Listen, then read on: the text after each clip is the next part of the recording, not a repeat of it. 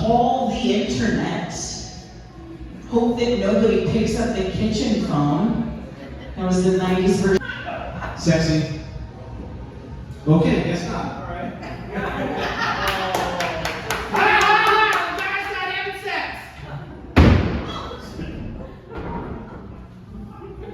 Could I have your name, please? Dan Leach. Caitlin Minoski. Elena Gonzalez. So how long have you been doing comedy?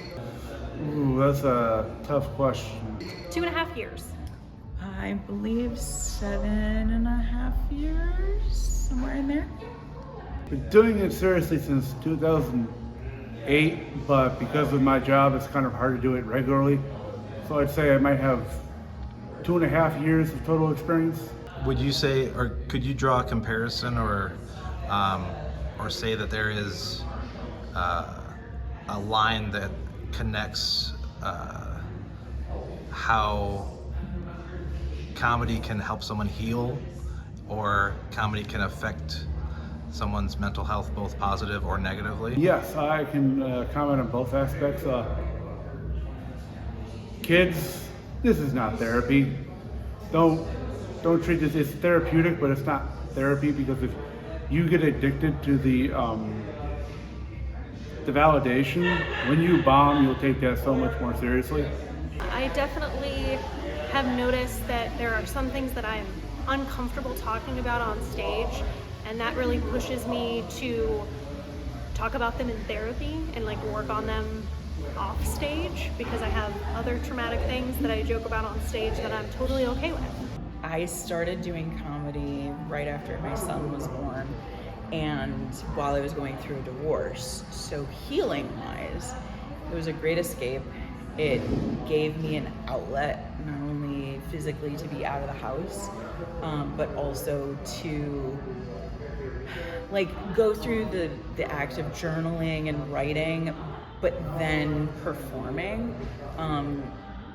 Made it easier to get those things off my chest. So bringing things to stage has been a really clear way of knowing how much I've progressed through something. I think that's really cool.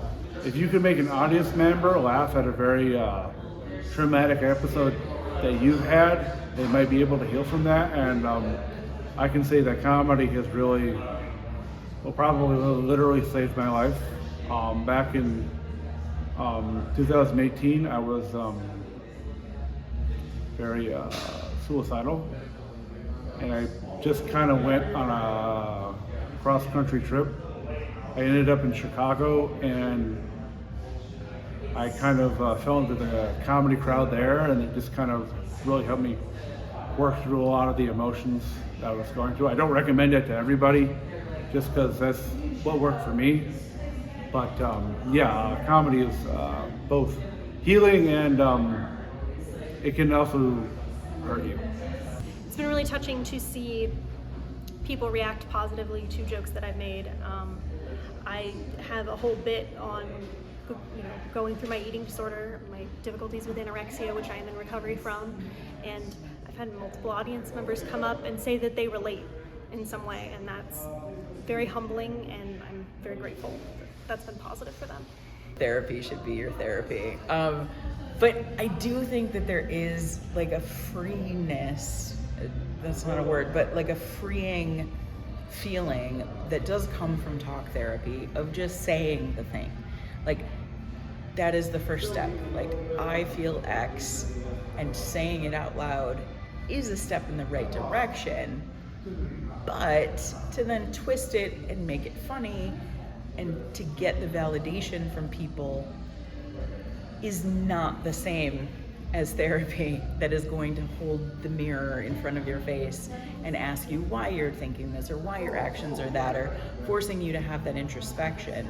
Whereas comedy, you're just giving it out. So you're having the release, but you're not taking any of the responsibility for it. So go to therapy. It feels like a coping mechanism, really. Yeah. Like, just kind of a way to understand the world. And comedy is really one way I do keep. I work through mental health crisis.